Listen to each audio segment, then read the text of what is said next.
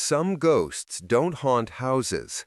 They haunt customs logs and passenger manifests, gliding through borders as if they were merely revolving doors. In a cold valley near Bergen, a hiker follows an oily curl of smoke. There, among blackened rocks, lies a woman.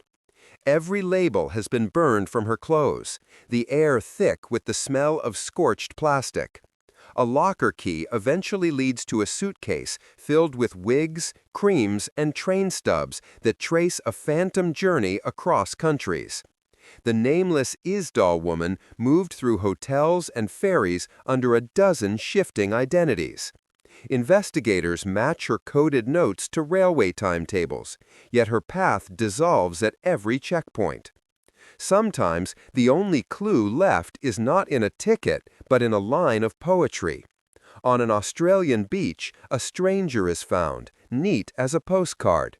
His shoes are polished, his pockets clean, all labels cut. Tucked inside is a scrap of paper with a single Persian phrase, meaning it is finished. The book it was torn from remains a mystery. When a life becomes a riddle, who has the right to find the answer? But not every traveler breathes. Follow a small limestone figure, pried from a war-torn temple. It is wrapped first in burlap, then in bubble wrap. Its sacred past is erased by a story of family estates, a shell company, and a stamp with ink that is barely dry. It arrives under bright lights to the sound of soft champagne, its price high enough to silence questions. Brokers swap dates and forge provenance until the paperwork simply disappears. Today, biometric gates and overnight shipping can weaken the very idea of a border. But accountability can be even weaker. The same routes that move priceless objects can also move people, stories, and unimaginable harm. Dawn settles over the Algeciras ferry terminal, cold and sharp with salt. A customs officer warms his hands around a paper cup. By the time a request arrives from Oslo, the passenger is an empty seat and a smudged receipt. When borders act like blindfolds, extradition falters, and legal assistance crawls.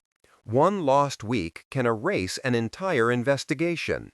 Databases do not speak to one another. A genetic file sealed in one capital is routine in another. A single mistranslated verb turns a clue into noise. So how do you keep a pursuit intact across time zones and languages? Investigators work through international passenger manifests and open-source intelligence, quietly and relentlessly. But the hunt is always colored by culture. In one city, media taboos softens questions. In another, superstition hardens them. Pride seals lips. Families juggle repatriation forms and consular phones that ring in the dead of night, their grief stretched thin by distance. We listen for the stamp that contradicts the passport, and the corridor that opens only after midnight, leading us to the next missing piece.